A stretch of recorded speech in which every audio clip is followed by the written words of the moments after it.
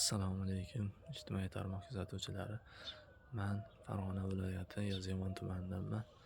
Ismim Ziyodullo Ne'matjon o'g'li. Chokli buyumlar ustasiman. 23 yildan beri shu sohada xizmat qilyapman. Oxirgi 3 yilda Rossiyaning Moskva shahriga borib, shu joyda Rossiyada ishlab kelyapman. Bu yil eksperiment qilib, Rossiyaning pulini O'zbekistonda ham topsa bo'ladimi? Shuni bilmoqchiman. Buning uchun Toshkentga Infaktor maktabiga borib ustozlardan maslahat olib, qaysi sohalarda necha pul topsa bo'ladi bilib o'qib kelmoqchiman.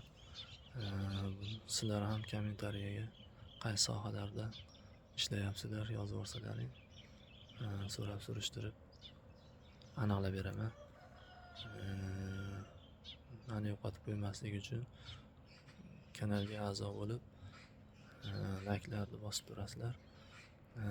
Yana bir gap, videolarim yaxshi chiroyli chiqmayotgan bo'lsa uzr, birinchi bo'lib videolarni yaxshi chiroyli olishga o'rganishdan boshlayman.